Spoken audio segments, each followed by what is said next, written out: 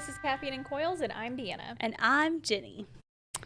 So, Jenny, I have a question for you. Okay, I might have an answer. Do you believe in telepathy? Do you think it's real? I think the jury's still out. I'm 50-50.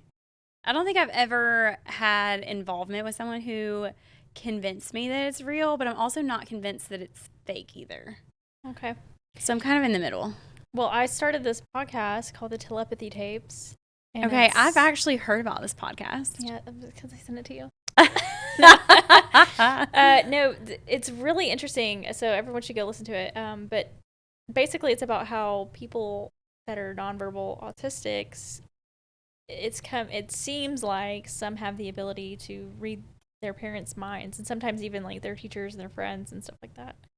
Interesting. Okay, I'm gonna have to go listen to it because I haven't yet. Yeah, so I totally went down a rabbit hole about it, and there's actually been studies of non-autistic people where they have proven that it could potentially be a real thing. Okay. I'm gonna have to listen to it and see what I think. Yeah. Because like I said, I'm not convinced it's real and I'm not convinced it's fake. I think with a lot of the scandals of psychics and stuff that came out, Miss Cleo and everything, kind of deterred me from some of it. Because, it came out later that she was such a scammer. So, yeah, I think a lot of that is kind of not true. But I do think that it's possible because there's just so much that we don't understand. And unfortunately, I think it's stigmatized for people to do any real research on it. People get laughed out of the room if they bring up the fact that they want to talk about or study telepathy. So I think at least maybe this will make bring that the stigma. conversation bring the conversation forward and make it less stigmatized. Yeah, I hope so, because I'd love to know. I think the human brain is so fascinating. Yeah, I think we've learned a lot about just between traumatic brain injuries and stroke victims and different things like that that are less stigmatized because it's actual medical in the medical community, and just to see some of the scans of a damaged brain, but actually see the person functioning in ways that you wouldn't believe that they should be able to based off of the brain damage that however they acquired it. So I think it's awesome. So I do think that there's probably some realistic parts to that. So, well, they even in the podcast they bring up pets being telepathic, and there are these studies that show that a dog will know when its owner's coming home, and it's not because it's the same time every day. They do these tests where they have the owner leave and come back at a random time, and the dog will be waiting. They record the dog on video, and the dog will get up and start waiting for them. They know when they're coming home because they can read their mind. Okay, I need to see more on that one. Okay, today's hot topic, we are going to cover HVAC in historical buildings. So I'm excited about this topic because I think it's a unique challenge. Mm-hmm. And this kind of fits into more than just historical buildings too, because a lot of times when they're installing, there was a lot of homes that go way back that are just old that didn't necessarily have HVAC to begin with. My house is built in 92 or something, and they were considering not putting HVAC in there. And my dad built my house I grew up in, and he considered not putting HVAC Isn't that crazy? So my brother's house in California didn't have it. Obviously their temperatures are much more mild, but he had to install it and retrofit everything. Yeah. And the house that I bought a few years ago was built in the 70s, and it only had heat, but not air conditioning. So when we renovated that house, we had to run all new ductwork, or completely do ductwork and stuff that wasn't there before. So yeah, some of these challenges can definitely be applicable to some, not necessarily just historical buildings. So all right, so the first challenge is the structural integrity. Historical buildings may have fragile or outdated structures not designed for modern HVAC systems. So I guess, some of that, the weight of the air handler, they might not have a real good place for it. Yeah. Depending on what the structure looks like and what the condition is. there's also laws in some places that, like preservation laws. So you can't alter certain things about a historical building without like permits and prior approval. There's regulations against it, which I would have never thought about that. But I think that's a unique challenge just to be aware of as a contractor if you ever are asked to quote something like that, just to double check on to make sure that you don't have to pull special permits or, navigate certain regulations depending on what the codes are for your town or your city or state or whatever.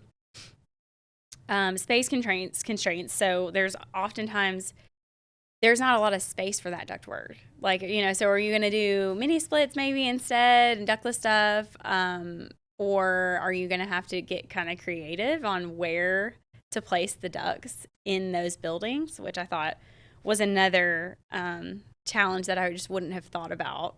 Yeah. Because typically you think every house has an attic, but I mean, some of these historical buildings didn't. Yeah. So, just like in preserving the aesthetics. So I know there's so many historical buildings that you see online or see in person that have all this like intricate molding. And I've even learned too that some of that molding isn't always like hand carved out of wood. Some of it is made out of like putty. Which, okay, so it's like sculpted. Yeah, it's like sculpted into this putty. And I've just seen some TikTok videos on it recently.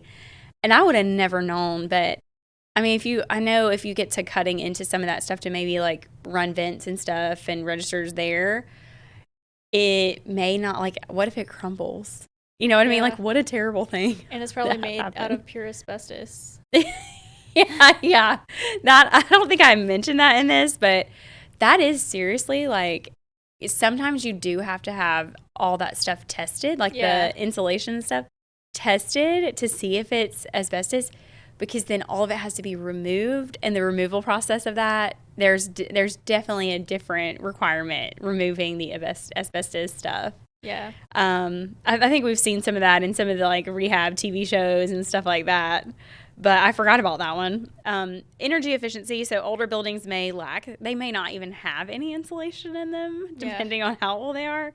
And they may just have like inefficient windows and doors and things like I know a lot of the newer houses are required to be sealed up much tighter, and we talk about, how can be challenging for IAQ, but it also is challenging in just a typical HVAC, installation, whether or not the air is going to stay and how efficient it's going to be. Regulatory considerations and compliances, we talked about that a little bit already, but just the guidelines, I mean, depending on if it's, some of these buildings are in national parks, and I'm sure there's a lot more regulations on those buildings and like what they require. Sure. So in order to install it, you need to assess the building. It's almost impossible to say exactly what to do without going out to the building and seeing what's already there, what the structural integrity and space constraints are, and what the features are that need to be protected, as well as those regulations for your city and state. We talked a little bit about whether you wanted to do something without ducts, like ductless systems, high velocity systems. You talked about geothermal stuff in a recent episode, so that's another consideration because it's much more environmentally friendly, and it might disrupt. It's environmentally friendly, but it might disrupt some of the land. So if you're on that state park or national, park or whatever, that might not be an application that's actually, realistic for that space. Or VRF. And we've had Stephen on talk about VRF before, and just, whether or not that would work, and that would be a good solution for that building. You would want to address sealing the doors and windows in any way possible that you could preserve the aesthetics of the building and still make the HVAC efficient. So this is a really unique challenge just because you have so many different variables that you have to look into and check into. So it sounds interesting, but it also sounds really, really challenging. Sounds stressful. Yeah. I'm sure contractors who do this, are highly trained and sought after in order to make all of this work the correct way. You may have to add the insulation that they're missing either in the crawl space or the attics, and just avoid any kind of impacts on visible areas. I thought about too, like some of the returns and things. I know I've seen some decorative ways to kind of conceal the return register grills and stuff. And I thought that that's a good way too, to kind of make it play into the aesthetics of the historical building. So that's another thing to consider. You can also consider solar energy or alternative energy sources if it's allowed, if that regulations will allow it. So the design and installation strategies, you need to think about minimizing the intrusion. So using existing closets, hidden spaces to run ductwork and piping, and just opting for systems with smaller components overall so they're not seen, and, so that you can utilize the space in the best way possible. Aesthetics, like we just talked about, matching the historical design with some of those register grills and things like that. And then zoning. I know we've talked a little bit about zoning here too, and whether or not zoning would be a good solution because it kind of minimizes some of the equipment required and the outdoor units that you would need and stuff like that. So that's another consideration that could help you in this type of situation. You also have to ensure that adequate fresh air will prevent mold and other issues. Exhaust fans in bathrooms and kitchens, that kind of stuff, just to help mitigate some of that stale air. I know it can be really hard with some of that really old, historic, just, everything that comes along with that. Some of the, old buildings sometimes have a certain smell, and sometimes it's appealing, but sometimes it's like, ooh, that's not great. Yeah. So you also have to be aware of like humidity levels, because sometimes in some of the historical places the humidity levels are higher, and that can actually be bad for some of that historical wood molding and trim and things, and that can actually contribute to the decay of it quicker. So some of the common pitfalls are oversizing equipment. You want to avoid overpowering units. It can disrupt the aesthetics and structure of the actual building. And then underestimating cost as well. So some of the permits that would be required for some state and local codes can be very costly. So you want to make sure that you've factored in all of your costs ahead of time with historical buildings. And, I know you're probably going to spend a little bit more money to have those decorative registers versus just your, basic metal ones that we would typically install in new construction homes and things like that. So there's a lot of things to consider to make sure that you've quoted it correctly. And then also ignoring structural weaknesses if you need to reinforce any areas to hold your air handler or any of the equipment that's required. You just want to make sure that you kind of have a little leeway and extra funds if you need to input structural stuff and make sure that it's structurally sound. All right, I think that's about everything that I could talk about. Oh, there's a couple more things actually. So some of the tools that you want to make sure you have is infrared scanning. I thought this was a really good one because we talked a lot about the doors and windows not being sealed up. So that can be really helpful to kind of show you where the leaks are. And then you can kind of address with the property owner like, hey, we can install this HVAC, but without new windows or doors or sealing this up, weather stripping, whatever, you're going to lose a lot of your efficiency through that. And it might be a better, you might want to spend a little bit more money on getting new windows just to make sure in the long run it makes sense.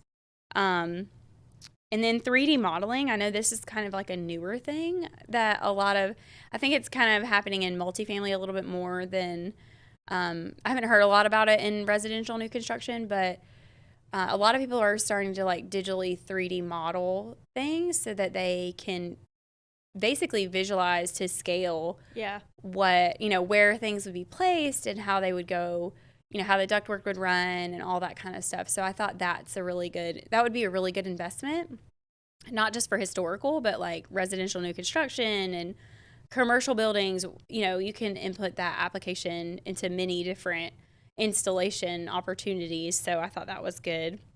There's also some courses that you can take and certifications for HVAC design that are specific to historical planning and properties. There's the National Trust for Historic Preservation, and then ASHRAE also has some opportunities within their organization to learn about that stuff. Yeah, I think that would be a really interesting kind of niche to get into, because it doesn't seem like a lot of contractors would have that kind of knowledge and that, expertise. So it would be a really definitely good thing to get into to set you apart. Yeah. Yeah. It does sound a little bit intimidating, but I think sometimes, you can learn as much as you can and do all the research that you can. And then, some of that real world experience is where you really kind of learn. Sometimes you just got to go to the school of hard knocks to learn about that stuff. But I think it is very valuable knowledge, and it's something that, especially if you have a historical district within your town or that kind of thing, it could definitely set you apart from just regular contractors that are in your area. Yeah, I agree. All right, do you have a fun game for us to play today? I do. So today what I'm going to do is I have 10 hint words for you, okay? And that you have to guess what I'm getting at with just these 10 words. So I'm going to tell you the word, and I'll give you a second to think about it, and then you only have 10 words. But if you guess it before then, you can blurt it out. Okay. If not, I'm going to go ahead and tell you that the first one I have for you is movie. Movie? Yeah, it's a movie. Okay, movie. Okay. So my first word is Wilson. Okay, you got to be thinking of that movie with Tom Hanks, Island. Castaway. Yeah. Okay, Wilson. Why is it that when we think movie and Wilson, we always think? I mean, there's no other movie. I meant to move him down to the bottom because I thought that was too easy. Okay, I gotta know. Did you cry when he cried about Wilson, or did you not cry? I don't think I did. I definitely think I did. I don't remember how old I was when I watched that movie. I was pretty young, but I don't think I did. You don't think you did? Mm-hmm. I feel like I did. And that movie was so long. It was so real. For some reason, maybe because I was so young, it was so realistic to me. Now it's like, what are the odds? Yeah. Although we say that, but we've been hearing about plane crashes, and I'm just like, oh my gosh. So, yeah. I know, it's really horrifying to think about. That's not the note that I want to end this episode on. Okay, so the next one is also another movie. They're not all movies. I have one that's not a movie, but this one is also a movie, since we're in the movie theme right now. Okay. Puppies. 101 Dalmatians. How did you know? Maybe I have telepathy. Oh my God, maybe you do. I'm just kidding. What if I went for 32 years of my life with telepathy and I didn't even know? Okay, but the thing about the telepathy is, it's not maybe necessarily that you would hear a word being said in your mind. It could be that automatically something that you just kind of get the essence. You get the thought of 101 Dalmatians, and so that's what you say. Okay, I definitely don't have that. Maybe I telepathically communicated that to you. Maybe you did. I don't know. All right, the last one is it's probably gonna be a little bit more difficult. So I'll give you a hint. It's something to do with our industry. Okay. Humidity. Filtration. Pollutants. I definitely don't have telepathy because I'm lost right now. Come on. Ventilation. CO2. Okay, wait.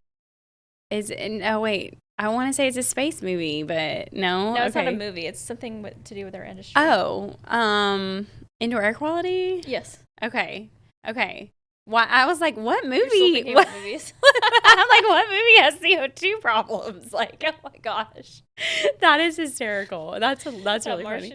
I'm just like, what documentary did they make about heating air? No, sorry. I meant no more movies. It was the industry, but yeah. Okay, that was all I have. Okay. Well, thanks. Yeah. Those were good. Thanks for telling us all about historical HVAC. Yeah, so you guys go learn some more about HVAC and historical buildings and how you can help our communities preserve our history. Yes, and don't forget to rate, review, and subscribe.